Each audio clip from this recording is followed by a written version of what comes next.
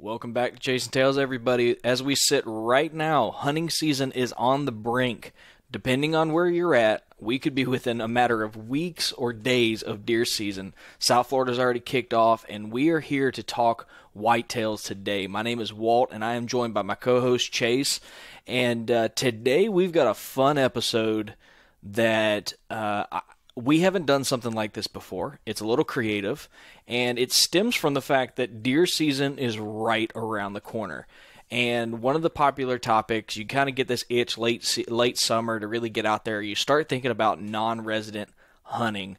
And today, we're here to tell you, not only is it not too late to plan an out-of-state hunt, we're going to outline some of the places we think you could go, drop everything this November, and go hunt whitetails. Yeah. Yep, that's the plan, is to maybe motivate somebody to start thinking about, who's been thinking about going out of state, that you can still do that this season. Why wait another year? You might as well go ahead and get started. And I think that it's easy to fall into this trap of, I need to start putting in for Iowa, when you forgot to put in for Iowa. I should have put in for Kansas, and you forgot to put in for Kansas. Those are obviously big buck meccas. I'm not dogging on those at all. However, much like I'm a firm believer that you need to shoot a bunch of deer before you start trying to hunt trophy deer, I think you probably could benefit from traveling out of state, regardless if it's to a trophy destination, and getting used to the grind of public land on a 5-day hunt out of state. And these are going to be some of the states that I think you can kind of cut your teeth on, refine your system, and build that confidence you need, so that in 3 to 4 years, when you do draw that Iowa tag, you know exactly what to do. You got a regimen down, all the friction and the frustration is out of your system, and you're ready to go. And Chase, I think we've identified several really fantastic options, some of which are involved and others are like ridiculously easy to do.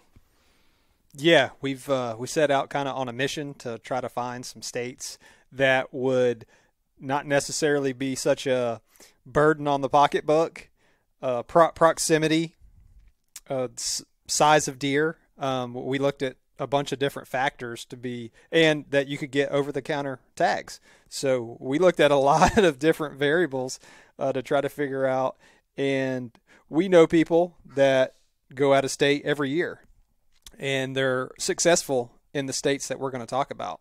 So I think that even makes it even more appealing to know that people have already gone out there and been successful in these places.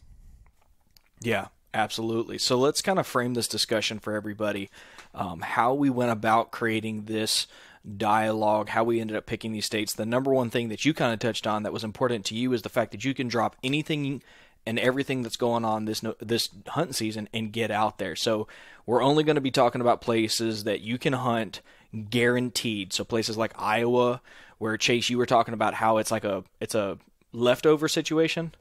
No, Iowa is a draw only, and I meant to say Illinois. Sorry. Right. Illinois. Yeah. Illinois is, you apply for tags, and then if you don't get your tag or whatever, if you want to hunt there, you have to look and see if there's available tags left over for that area. So there's still a possibility you could hunt there, but it's it's one of the pricier states to hunt to begin with, and there's a chance that the public that you're looking at, you may not be able to go there because there's no tags left for that zone. Right. So we're gonna hit some areas. There are a lot of states that could have probably made this conversation. This is just our opinion. As far as I know, neither Chase nor I have hunted these 3 states. Is that correct? I've hunted Alabama. You have hunted Alabama. Okay. Yes. All right. Good deal. But more or less, these are areas that if Chase and I had to drop everything this year and we wanted to bring you an awesome video reel, we would go to probably one of these states, I would think. And so we've got our top 3 picked, and each one of them provides certain benefits to your hunting season. They all have different pros and cons, and we're going to kind of go down these as we go. But another important part to this dialogue is when you hear me talk about travel time, I put in travel time based on Tallahassee, which is where I'm based. So if you're in northern Alabama, northern Georgia, or you're closer to some of these states, obviously know that, it's even going to be more centrally located for you. But my point in this was there's a lot of guys in the very, very deep South who dream about going somewhere where there's seasons, where there's cool weather. Snort wheezes are a real thing that occur for people. And, so that's kind of where we're going on this. So I'm not going to, tell you it's 9 hours from Tallahassee moving forward. Just know that that's the distance for me, and, it may vary for you as well. So let's kick this off with our first one. This is probably one of the most dynamic states from a season list, and that is Kentucky. Chase, one of the reasons why you mentioned Kentucky was kind of an outside-the-box component to this, which is the early season hunts. Why don't you kind of talk about that for a little bit? Yeah, well, one of the cool things about Kentucky, which I was talking to you about, is you can almost make 2 trips out there if you possibly could, because they have an early season right out the gate velvet hunt that you could go on, which is awesome. And then if you went on your velvet hunt and didn't tag out, you could always go back during the rut. So I thought it was cool that you could knock out a velvet hunt if that's one of your bucket list items. I know it's on mine. I've never killed a velvet deer. I may be in the works next year to go try to hunt Kentucky early season to knock that out. So I thought it was just real cool that you could do both of those. And I know that the tag isn't it's not super cheap, but it's not really that expensive. I think it's $300 to hunt the state of Kentucky. And I believe you get a buck tag and a doe tag with the $300 there. So that was what I thought was cool about Kentucky. And Kentucky's kind of centrally located. If you think about it, it's not really too far. I mean, for even us in Florida, it's 8-hour drive, 8-hour drive for Florida. Yep. But if you live in a bunch of these other southern states, you're looking at maybe 5 hours, 4 hours from a lot of areas. And Kentucky has been knocking down some hammers for a while now of big bucks. So you got a good chance of getting a real quality deer in the state of Kentucky as well. Yeah. From one of the reports that I saw, one of the criteria we're looking at is obviously we want to be telling you about places to go out of state that give you opportunities you may not get in your home state. And so when you think about opportunities, you think bigger deer. And Kentucky, on one report that I saw, I don't know how recent it was, but Kentucky was 3rd on the list for Boone and Crockett whitetail entries. So it's not like you're going to a state that doesn't have its fair share of big deer. An abundant amount of agriculture and rich soil, so all their food sources are higher. But, dude, one of the things that attracts me more than anything is, you see Parker McDonald, you see Catman, all these guys, when they go to Kentucky, they water access. And any chance that I can get to put a little bit of distance between me and somebody else, if I'm going out of state, that water access means it's harder for other people. And to me, that just creates opportunities. Yeah. If you can look at that state and figure out those areas where you might have a little bit of an advantage or edge, I think that is just a bonus for somebody that already utilizes those tactics and can find an area in those states to do the same thing. Absolutely. So Kentucky's kind of centrally located. It's got an early season velvet hunt, so you can kind of get 2 hunts out of this place.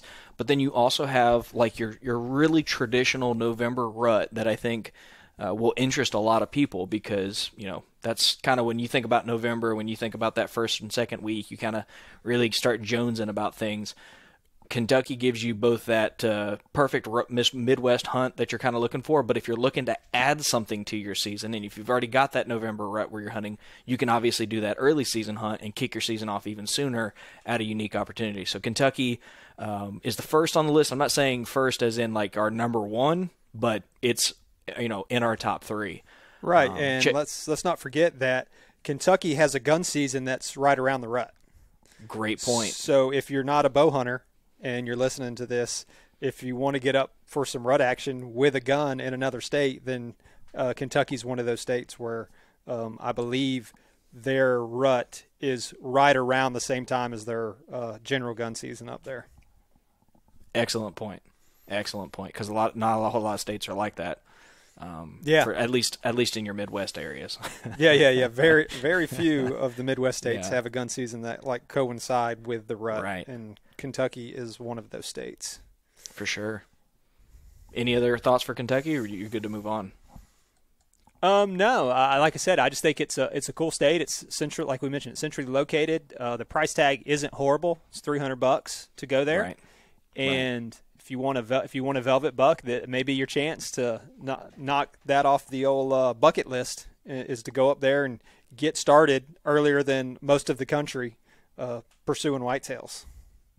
Absolutely. Absolutely. So our number 2 on this list is going to be for the guy who lives in the South, and he's like, dude, I'm tired of watching the hunting public go out here and hunt these big open fields and these beautiful ag fields. I want to experience the Midwest. Well, we all know Ohio gets hammered. I mean, don't get me wrong, there's plenty of good deer in Ohio, obviously. But of all the Midwest states that get a lot of attention, Ohio's obviously up there. It didn't make our list, but kind of maybe, I wouldn't call it a sleeper of the Midwest, but I think it's like the unheralded superstar of the Midwest is Indiana. Indiana made my list largely because I spoke to Byron Horton and Dave Ebright a lot about Indiana. They reference that it's pretty cheap. It's about $250 for a non-resident tag, which on the scale of expensive is still, that's easy to swallow. They have a large amount of agriculture and a whole bunch of big bucks. The downside to Indiana, if you want to call this as a downside, is it doesn't quite have the abundant public land that a lot of your other Midwest states have. Right. Yeah, it's not it's not a state that just is loaded with public land for sure. But right. I don't necessarily know that their public land gets hammered as much as some of the other states from people coming out of state to hunt them. Right. Well, and that's also a huge component of this as well. Byron was talking about the different population per square miles, just kind of looking at it from an analytical standpoint. He and I are both accountants, and we kind of like to dig into numbers. Indiana had one of the lowest per square mile per person ratio out of all the Midwest. I think the only one that was close, was Illinois. I think was pretty close to that, but you had to like back out Chicago or something like that to, right. Get, there's some disproportionate components to that. And he's probably going to cringe when he hears me butcher his statistics. But, one of the reasons why he's willing to drive out of Ohio into Indiana is because he was able to get away from people. Yeah. I mean, Ohio is, like you said, it's one of those really high populated states of people, and a lot of people from Pennsylvania come into Ohio as well to hunt. So you got to deal with that. So Indiana's Preston a little Mullins. Indiana's a little bit further from there. So I don't think it gets as much attention because it's a little bit further drive for guys to get there. So it doesn't get as much. And we've done a podcast about Indiana. So you can go back and listen to that podcast. Sounds like they don't necessarily have the deer numbers that an Ohio would have, but it sounds like they have the quality that an Ohio would have as far as the maturity of the bucks and antler size. And you may not necessarily be going to kill a booner in Indiana, but if you're from Florida, I mean, there's a ton of guys that haven't ever killed a 100-inch buck in the state of Florida. So out in Indiana, I mean, you're talking about I've seen pictures of 1.5-year-olds that are 120, 130 out there. Not saying that's the norm, but from what I understand, that they've got a lot of 3-year-old deer that are all that 140, 150-inch class range out there, and I think you would have a real good shot of killing something bigger than you've ever killed before, especially if you hunt a state like Florida. Yeah, for sure. Now I think Indiana comes in at the longest drive. Now this one's a haul. You're not going for a couple days. I think from Tallahassee it's about 14 hours. So whereas Kentucky, I think you could probably do 2 shorter trips. 14-hour drive, you're probably going to hand the driver's seat off to somebody at that point. At least I would hand it off to you. I'm not going to lie. Yeah. I've made several drives that were in that 17 to 20-hour range to hunt Out to Kansas, it was 17 hours. I've been out to Texas a couple of times. That was a 20 to 21 hour drive to get out there. So that one was definitely the farthest I've gone. Yeah. And plan on to actually drive. Sure. to get to. And we always made it in one shot, though. So yeah. 14 hours is, if you've got, I mean, don't get me wrong, I could probably make a 14-hour drive by myself without really having to stop. I might get out and I'd have to get out and get gas, so there's that. But, 2 people, 14-hour drive, you can do that without your wife having to worry about you. Right, exactly. And with Indiana, kind of like Kansas, if you're thinking about a place to stay, like, okay, where am I going to stay while I'm out there? They have Airbnbs in these states. You wouldn't think that like a state like Kansas would have Airbnb. I mean, some of these places are out in the middle of nowhere, but they still had Airbnb. And some of the places you could stay, it was like $25 to $50 a night, depending on what it was. So if you've got a couple of people going, and it was big enough for several people, some of these places, you're looking at maybe you're spending $12.50 to $20 a night to stay in a house for the week. So that's not bad. That's really good. Right. So yeah, no, I mean, that's you had some good success out of that little Airbnb too. Yeah. Well, we paid a little bit more for our Airbnb right. because it had hunting land with it. Like you could actually hunt the property. Like it came with 80 to 100 acres of hunting property. So I was willing to pay the additional, whatever it was, 20 or $30 extra a night to be able to have access to hunt right out the back door. Literally is what it was. I walked from the house to my hunting spots. So right. that definitely helped. But I think that's something to consider is when you're looking at some of these states, is like you could probably find an Airbnb and stay there for significantly less than if you were going to get a hotel or a motel to stay in. And the places are nice. I mean, some of the places that we looked at, I mean, they were super nice, especially if it's maybe you and one other person going.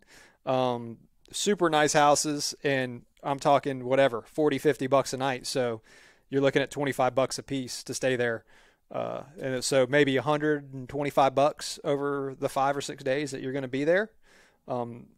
That's key to me if you're trying to keep it low budget, and still be able to go take a hot shower, have a nice bed to sleep in. All those things you want to kind of consider on your first out-of-state hunt, which we've kind of mentioned before, is that you don't want it to be like a horrible experience on your first one. So even if the hunting's not that great, but you're staying in a place that's nice and you can go back and take a shower, eat a hot meal, all those things make the experience a little bit better, even if the hunting wasn't that great.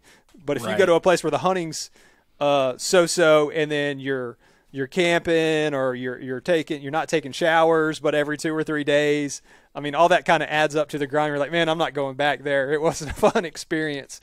So I think if you've never traveled out of state, I think the first time you're going to go, you probably want to make it somewhat enjoyable, so that way you'll want to do it again. Right. Yeah, I agree. So a little bit of a longer drive, probably a very good option for large Midwestern hunts. So if you're not interested in going to Kentucky, maybe you live in Kentucky and you're not interested in going there. Indiana is definitely one of those options I think that people should consider. Just for an alternative, if not your primary destination. Frankly, I'll be honest with you, Chase. I kind of want to go hunt Indiana. After we spoke to, was his name Ryan? Yep. Yeah. After we spoke with Ryan, I mean, I kind of felt like Indiana was one of those places that you and I are going to probably end up hitting up before too much longer. Yeah, and like we mentioned with Kentucky, Indiana has a gun season. Right. And it's pretty close to the rut. Like it's another one of those places that their kind of rut coincides with their gun season up there. Exactly. So it's just another place where it's not just a bow hunting destination if you're strictly wanting to hunt the rut out there, which is what I would suggest for most people if you're going on an out-of-state hunt for the first time. Is try to find the rut. Unless you can figure out like a Kentucky where you can go and they're still in velvet and you can get them on that early season pattern, because they're definitely a lot more patternable with the velvet on than they are with off. Absolutely. Yeah. The testosterone's not as high, and they're still bachelored up, generally speaking, when they're still in velvet. So I think that's what would make Kentucky as appealing as it is for an early season hunt. But most of these other states I wouldn't necessarily consider going out there like the first week or 2 weeks of the season. I'd probably plan more of a rut-centric hunt. For sure. I think Indiana is a fun like destination type go and test your mettle during the rut. I don't necessarily think it's going to be one of those, like you said, you're going to want to go early season. Maybe late season if you could find some public land that butts up to some kind of agriculture. That might be one of those destination food sources. But if you're saying, Walt, let's go to Indiana, I'm thinking early November. Let's get there before the weather gets brutally cold. Let's get there while, the deer are willing to reveal themselves during daylight hours. Yeah. I mean, and we talked to Ryan. He mentioned that they had a late season muzzleloader hunt in Indiana that probably we could find some success if we found the food out there. And he said it, but he also mentioned that it was cold. If you're from the South, that you'd be hunting in like 10 degrees, 10 degree weather. Sounds awesome. Yeah. For you, maybe, not for me. Everybody, if you're new to the show, Chase is extremely cold-natured, whereas I'm the exact opposite. I think 10 degrees and it's a welcome break from the 90 degrees that we're going to be starting our season in. Meanwhile, Chase is like, dude, I'd go for a cool California 50. Just give me 50 degrees, right? Yeah. Give me, anytime it starts cranking down there, lower than that, I've definitely got to have layers on, for sure. Oh man. Okay, so we've established what your options are for like a close by early season rut hut combo that's still going to produce quality deer, mind you. A mid-season, Midwest mid-season quality rut hunt. The third one we're going to throw at you is an oddball. This one I think a lot of people probably don't think of, and when I think about the people who may not consider it, I think about maybe Kentucky, North Carolina, South Carolina, kind of away from this state. I don't think people consider it. However, let's say you're busy this fall. You can't get out there in the early season. You can't get out there during November.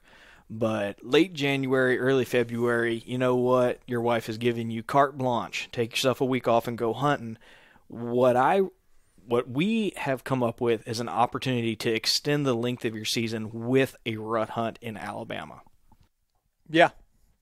Yep. Everybody has kind of been talking about Alabama a little bit for the last couple of years, especially for that late season opportunity. So say, I know in some areas, a lot of people don't like to leave because their best hunting is the same time. Because like say the rut in the Midwest is all around that same 2, 3, maybe month window that you have throughout all those states to get in there. But if you're thinking that, hey, I'd like to go chase the rut in a different state, you can consider Alabama mainly. If you're thinking about going like in January, it'd be southern Alabama you'd have to look at for the most part, because I think South Alabama or L.A., lower Alabama, is where a lot of their rut is during that late December, January, and then I think some of it even trickles into February, rut action. Yep. And I think people, that's an option. It's a creative option, right? You might be able to go to Indiana in November, but you're bored. I mean, maybe you don't turkey hunt. Maybe you do turkey hunt and you're trying to kill the time. Dude, if late January, early February, I don't know of anybody who I've ever spoken to who's been like, oh yeah, we're slammed. I mean, it's after Christmas. It's after New Year's. It's kind of a dull period for everything anyways. I think picking up a $300 Alabama tag and going down there and testing your mettle in the South is a good option. Honestly, I drove through South Alabama. Actually, I drove all the way to dang near like North Central Alabama for the Birmingham Deer Expo last July, was it? And I was losing my mind at the amount of deer in the fields. Like it blew my mind. Parker's always poor mouthing the state of Alabama and how difficult it is to hunt deer there. Dude, there is an abundance of deer in South Alabama. I mean, bucks and does. I was seeing them in the field in mid-daylight, broad daylight rather, just out there in those fields eating. So you've got a relatively affordable license at $300. You got a late rut hunt. That's the key with that 300 is if you buy the whole season. In Alabama, you have the opportunity, I believe, to buy a 3-day hunt or a 10-day hunt as well, which drops the cost of that. There you go. I remember when I went, I think I got maybe a 10-day, and it was around $180 or something. So you can drop the price down considerably if you know you're only going to be there for less than 10 days and you're not planning on going back to turkey hunt or do anything like that in Alabama, which that's another thing to consider is if you buy your $300 license or whatever it is in Alabama, you can go back and turkey hunt, which the turkey hunting is phenomenal in Alabama. They give you like 5 gobbler tags in the state of Alabama or something. And a bag of corn. Insane, yeah. So it can be cheaper. It may not be $300. Right. You may decide you only want to get a 3-day or a 10-day tag. And I believe you get $3 in the state of Alabama. So there's more, you can take more if you have the opportunity, you can take more than $1, whereas in Kentucky and Indiana, you get $1. That's you're paying for $1 there. Granted, they're probably a little bit bigger, but you definitely could do more with the Alabama tag. And I believe much like Kentucky's rut hunt, I believe it's a gun hunt again in Alabama during the rut. If I'm not mistaken, that late season I think is gun, isn't it? Depending on what management areas you go to. If you're talking about public there, because I've heard some are bow only, and then some have gun. So depending on what your flavor is, you would just have to research, do a little bit of research, find out which public areas you could take a gun, or if you just want a bow hunt, then you can probably hunt all of them. Yeah, for sure. Well, and I know that I don't know what their branch is called. I'm going to call it DNR because I can't recall. But I know that when I reached out to the Alabama DNR before and talked about some of the WMAs, they were insanely helpful. They provided me with planting schedules and what they were going to plant and when they planted it. For the food plots, they have these huge big fields of ag and some of these WMAs. And so, there's an abundance of resources there for the out-of-state hunter. I think the other component to this is, let's say you live up in Tennessee or Kentucky and it's brutally cold. I mean, Kentucky gets cold.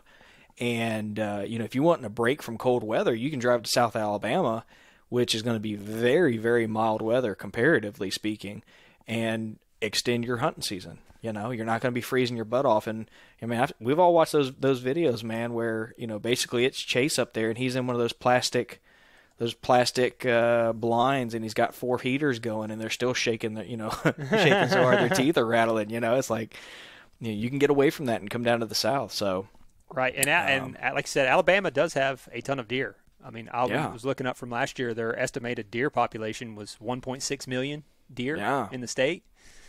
So that's really good. Oh, shoot, yeah. Yeah, so. Yeah, for sure. So if you ever hear Parker Mcdonald of Southern Ground ever pour mouth that state, you just ignore him and go on right down to his state and hunt it because he's lying to you so that he can have them to himself.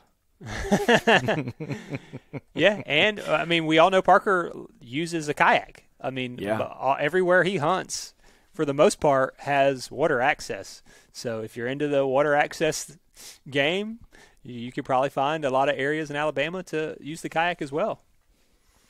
Right. Yeah, absolutely. That's a great point. The water access is a huge thing. You can get away from people. I always like that whenever it comes to a public land hunt. If you're doing your first thing, I think fighting the Orange Army is going to be something you're not going to necessarily want to do.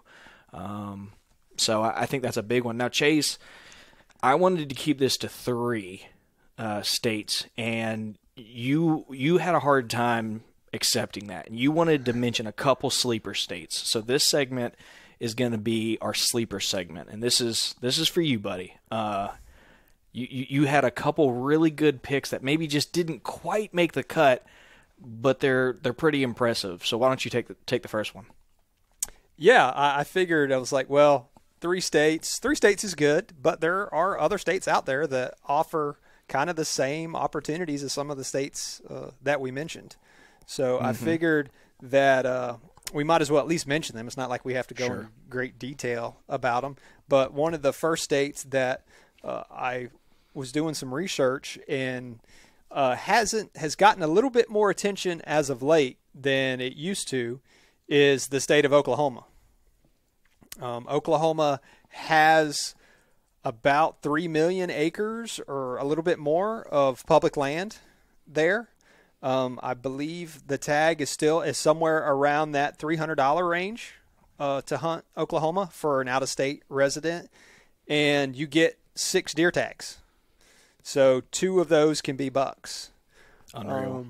Yeah, and I guess you would have 4 doe tags. So that's a lot of tags for the price.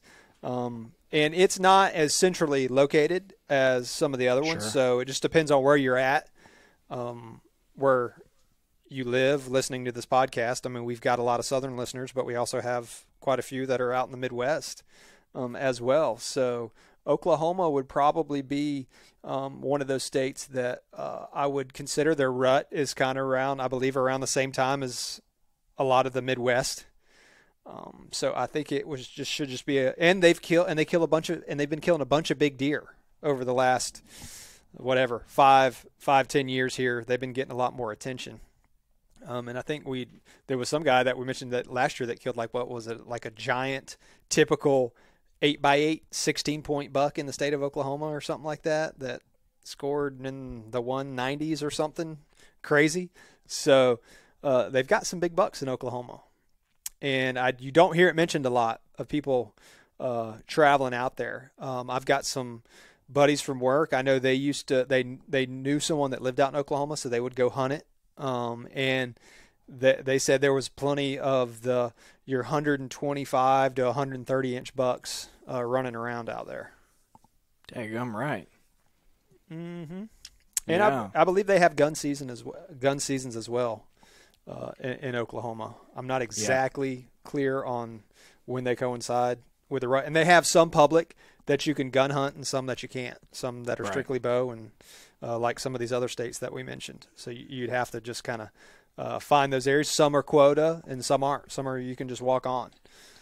So you're going to have to do a little bit of research to figure that out. But I think it would be just a good state to mention to maybe get people thinking about like when they're looking. And I don't know, you never really hear about a lot of people saying that they're going to Oklahoma. You know what I mean? Right. Like we hear a lot of the Kentucky, maybe some of the Indiana. Alabama's been getting a little bit of attention here just because, like you said, you can come hunt it late season and get some rut action. But you don't really hear a lot about Oklahoma. But should be on your radar.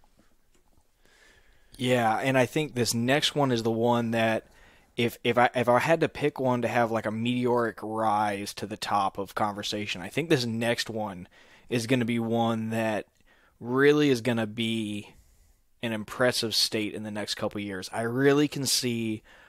Well, you know what? I'm going to let you go ahead with this one because otherwise I'm going to ruin it. But I'm excited about this one. This one might actually see me in the next couple of years. Oh, why don't you want to mention it? Well, I mean, I'll take it. The next one's Arkansas. And Arkansas is interesting for a lot of reasons. Chase, you mentioned that there's like 3 and 5 day hunting licenses for Arkansas, which in a lot of these you don't have those options. In fact, Florida used to have a really like cheap day-to-day one until recently, I believe. And dude, there are some absolute slobs being shot in Arkansas.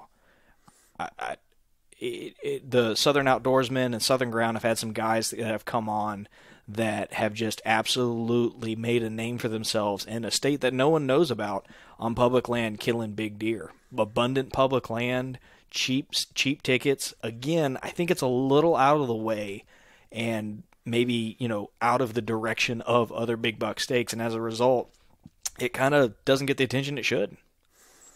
Yeah. It never really occurred to me either about hunting a state like Arkansas.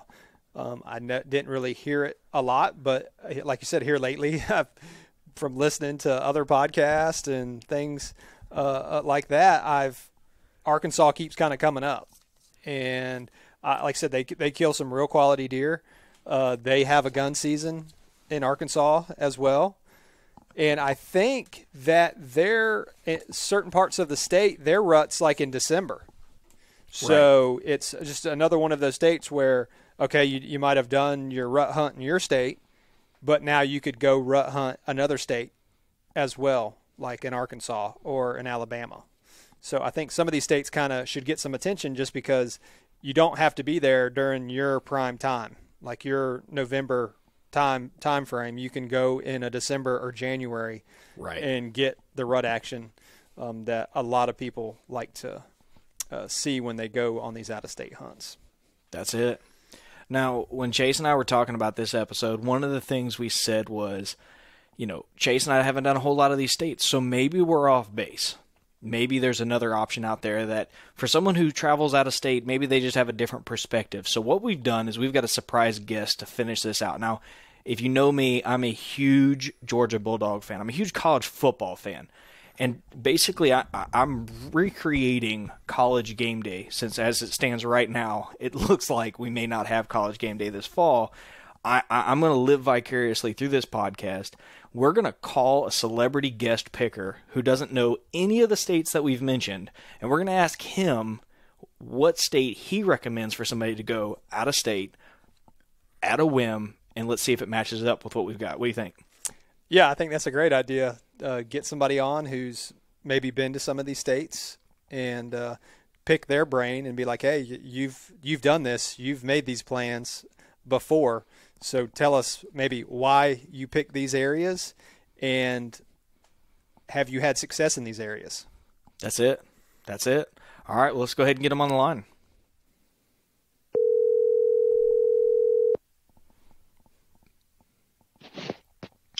Hello. Hey. Good to hear your voice again, Walt. That is the smooth and sultry tones of Parker Mcdonald. I affectionately refer to him as 3M, Moneymaker Mac. The dude travels all over the country for deer, for turkey, for good hunting gear deals. I mean, the dude he does it all, ladies and gentlemen. And when we were planning this episode, we couldn't think of somebody who would make a better guest picker than a friend, patron of the show.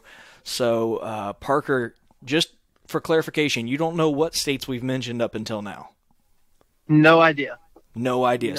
So he's going to tell us what he thinks is his favorite for anybody to just drop what they're doing and go hunting. Let's see if it lands with anything that we've said to date.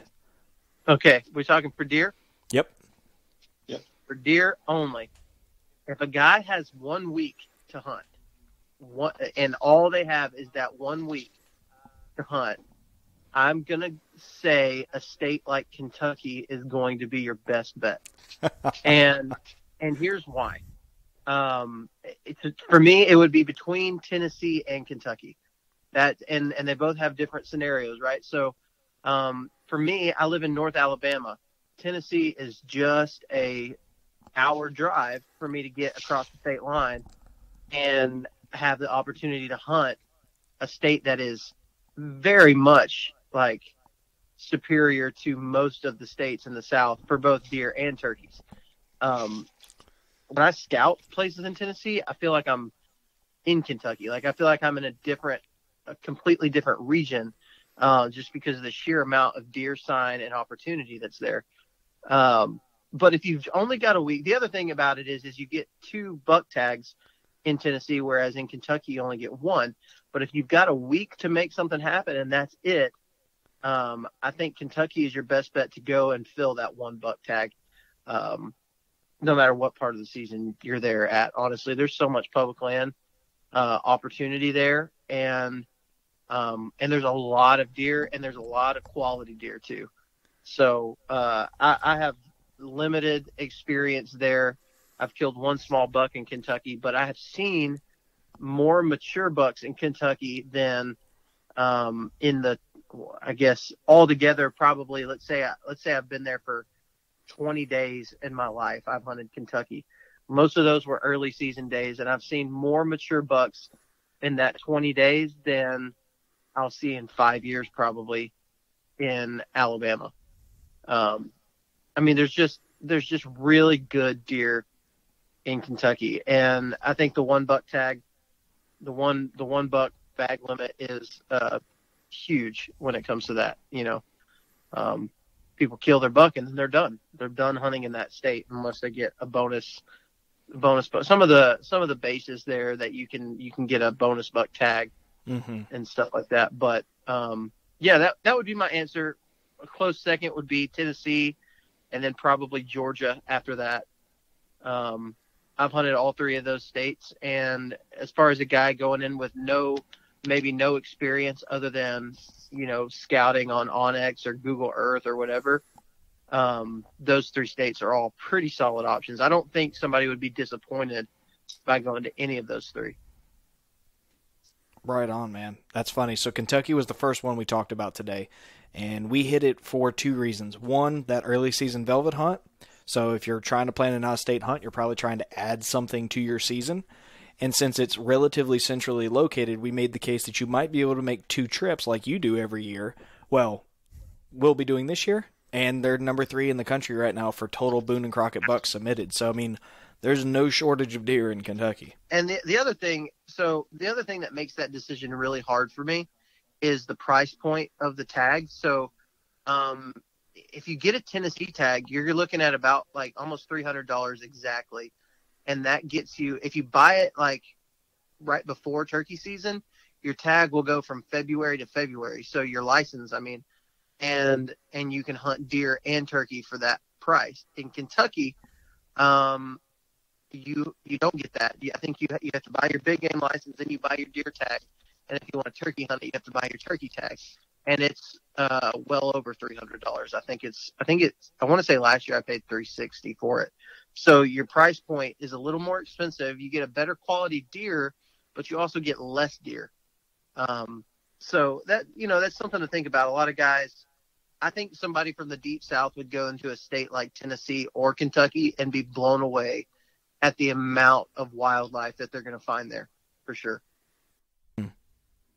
So if Chase and I are sitting here thinking, okay, we need to make a bunch of content, we want to do a hunt together, we're thinking turkey deer combo, would it shift confidently to Tennessee at that point? Blue collar working man budget, yes, absolutely, it would shift to Tennessee.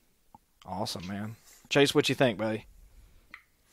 Yeah, I figured that he would throw out Kentucky as pretty much the number one. But I didn't necessarily think about Tennessee as being a state to travel to from Florida or the South. But so why Tennessee, Parker? Is it just that I know they have an abundance of turkeys. I've driven through Tennessee a bunch of times and every field had a turkey in it. But why deer? I mean, what type of quality deer would somebody from, say, Florida be looking at if they went to Tennessee? What you're going to find in Tennessee, I admittedly, I haven't deer hunted Tennessee just an absolute ton. Last year was my first year doing it. And I want to say, was it last year? Yeah, last year. I did several trips. I had several shot opportunities on deer. Nothing really big, but I did see good-sized deer in Tennessee in the limited amount of time that I spent there. So, and none of them were like week-long trips. I think the longest trip that I took was like 2.5 days. And that trip I was doing a deer camp trip with Catman and Adrian and Clayton and Scott. I think you had Clayton on pretty recently. We were doing a trip there and it rained pretty much that whole time. And so, opportunity, like hard, steady rain pretty much the whole trip. So opportunities were pretty low on that one. But my first hunt in Tennessee, my first ever hunt, early season, I went in blind to an area and ended up seeing a pretty decent buck. It was like he didn't meet the antler restrictions there because they had to be 4 points or better, but he was basically just like a big 6 point and it needed to be 4 on one side or more. And so I couldn't shoot him. But I mean, for my first sit to go out there and see a buck like that, it's got to tell you something. Now, I do a pretty good job of cyber scouting and I know what I'm looking for and things like that. And so, I think that has a lot to do with it. But guys like you who live in Florida, you're immersed in the hunting culture. You have to know a decent bit about what you're doing to be able to even see deer in Florida.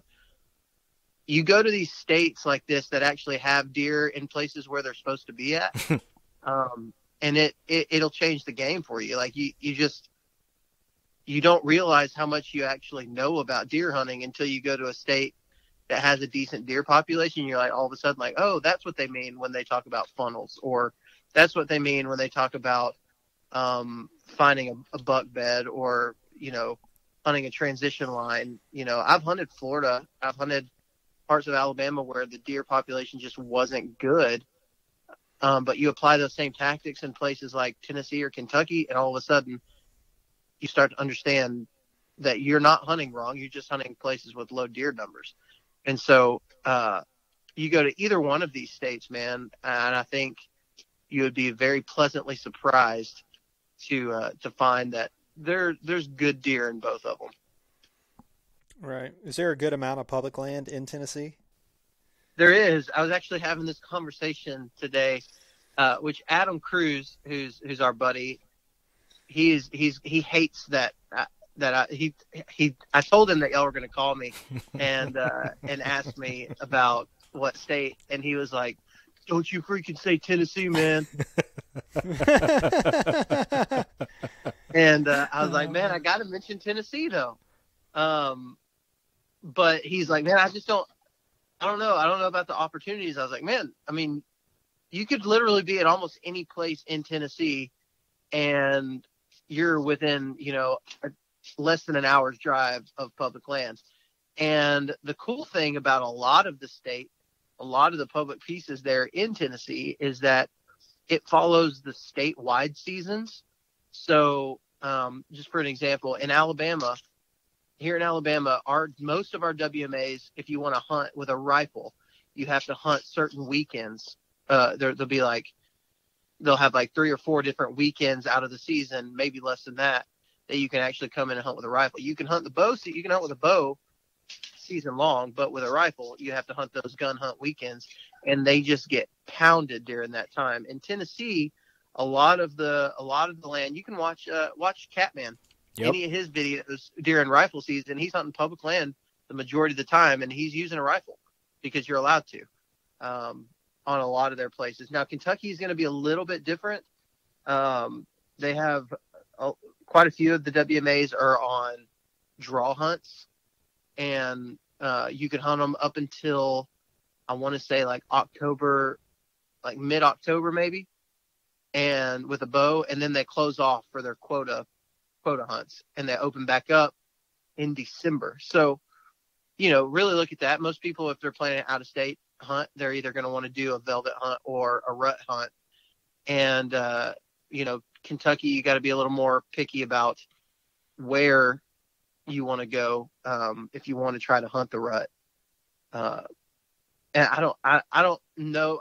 This is going to be my first year to hunt the rut in Kentucky, and I'm doing it with a bow. So, as far as a guy wanting to go and rifle hunt in Kentucky for the rut, I really don't know where they could go. I haven't really looked into that nearly as much. But Tennessee, you can hunt the rut with a rifle a lot of the season. So I'm looking at it on OnX right now. There's a bunch of friggin' daggum public land in Tennessee. There really is, man. Yeah. And like you'll find, I did like a 9-day turkey trip in Tennessee this past spring at the very end of the season. So, I mean, it was the last week of the season. Our season was over here in Alabama, and I met up with Adam, and we hunted a piece of public land thinking, it's going to be covered up in people. It wasn't a real big WMA, so we were like, oh, there's going to be a lot of people. Man, we didn't see a soul there. We didn't see not one person anywhere we went. And we pretty much had this whole, we weren't, I kayak accessed a couple of places just because it was a little bit easier to get to where I knew the birds were roosting at without busting them. But it wasn't a long walk to get back there to where they were at. I just knew I would bust them. So, we never had any issue running into people. And I'm trying to think, I don't think I saw a single person out there. We saw a truck, like on a little bitty tiny piece way far away from where we were at. While we were driving around, just looking at the rest of the place, we saw one truck parked, and that was it. Wow. We didn't see any other people. Yeah, it was pretty crazy. Yeah, and that was during the COVID thing where nobody was at work, so that's even more crazy. Yeah, that's a good point. Yeah. Yeah, and everybody says, look at the places that are anywhere you go, any state you decide to go, find the big, high populated areas. So like if you're in Kentucky, look at Louisville and basically just mark anything within driving distance of Louisville out, because those are the places. So if you're in Tennessee, you've got Memphis, you've got Nashville, you've got what's some other big areas? Knoxville. Chattanooga, Yeah. Knoxville. Take those highly populated areas out and then kind of go in those places. And that's what we did with the turkey trip in Tennessee. And it was beneficial, man. Like I ended up killing 2 birds. Adam got a shot off on 1, but every single day we saw and heard birds. But moving back to deer, there's so many places there in Tennessee that you can hunt. Man, like I know once rifle season kicks in, it can get a little bit crazier. But with a bow, I've just found that if you're hunting with a bow during a bow only hunt or a bow only WMA, there's just significantly less people in the South that hunt or that want to hunt with a bow. Most of them would choose a rifle every single time. Mm-hmm. And so, a lot of these states, a lot of these southern states, I was talking to Zach Farrenball from the Hunting Public, and he was very surprised when they came to Alabama. They hunted a WMA, and he was like, everybody told us the pressure was crazy. We didn't see hardly anybody here. Well, they were hunting it with a bow on one of the weekends where there was not, or on one of the weeks where there wasn't a gun hunt on that specific WMA. Oh. And he was like, we didn't see anybody here the whole time. Like very few people were around. And that just tells you like the culture of the South is gun hunting. Like Mm-hmm. and then you've got your diehards that a lot of those guys are bow hunters, but you just see less people, on any of these places. When they started opening up more states to be able to hunt with a crossbow, you see a little more influx of people doing that, which I'm cool with, people getting out and enjoying it. But it's definitely something to think about for guys. Go in, look at the regulations, look at what you can use, and if it's a bow only place, it may up your opportunity significantly. Sure. Well, I appreciate you hopping on here and picking. I really, when I told you to come on, I really thought you were just going to swing with Tennessee, but it sounds like Kentucky gets the nod. But in fall and spring of 2021, we're going to have to put Tennessee on the map and give Adam some more hunting pressure. If nothing else, you can at least piss Adam off. By coming to Yeah. Parker, didn't you shoot like a Boone and Crockett tree while you were in Tennessee last year? Oh, you going to do him like that, huh? He just posted the video again. He did. Yeah, I just posted that one on YouTube. Still to this day, I cannot figure out how that happened. I did not hit a branch.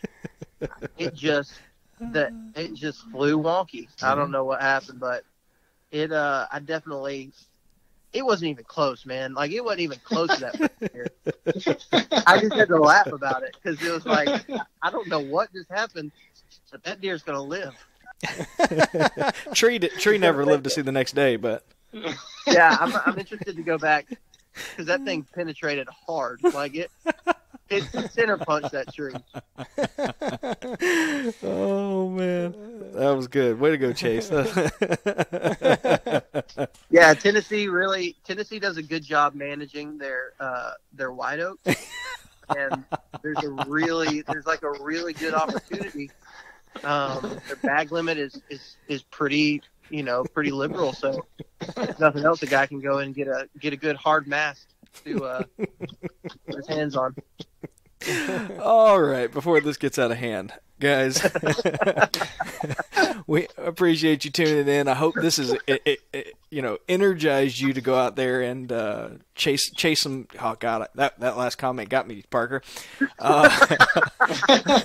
Before this gets out of hand, guys, you get outside, enjoy the great outdoors. Think about where you're going to go this year, and more importantly, no matter what you do, get outside this weekend and have fun.